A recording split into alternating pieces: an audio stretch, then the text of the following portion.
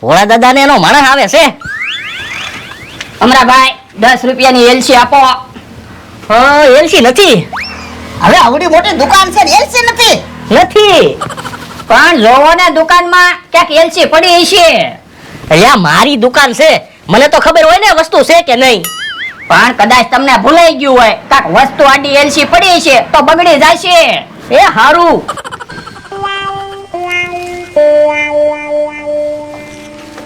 નથી એલસી. યા બોલો એલસી નથી રાખતા. હાલ્યા એ હારું. ઉભા રહ્યો, પૈસા તો દેતા જાવ. શેના પૈસા? એમની કઈ વસ્તુ તો નથી લીધી ને. તમારા માણસે ચોકલેટનો ડબ્બો લીધો. હવે એને ક્યાં કાઈ લીધું? જોવો ટી-શર્ટમાં હંતાડ્યો છે. હેલ્યા હા. બાપા બાપા એમ ખબર વગર હું વસ્તુ લે. તારે જે વસ્તુ લેવી હોય ને એ મને કહેવાનું. જે ખાવું હોય એ હું તને ના પાડું.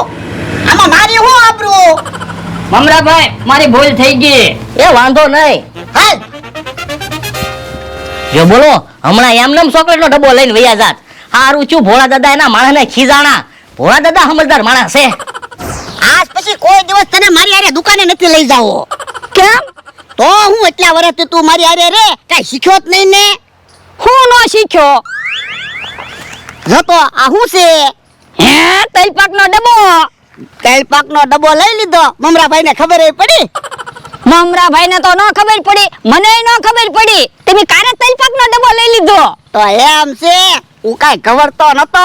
તેલપાકનો ડબ્બો હંતાડતો તો પણ મને હું કામ ખીજાણા? એ ખોટું ખોટું ખીજાવવું પડે. મમરાભાઈ ને સારું લાગે ને. યો બોલો તમે તો મને હારો કેવરાવ્યો.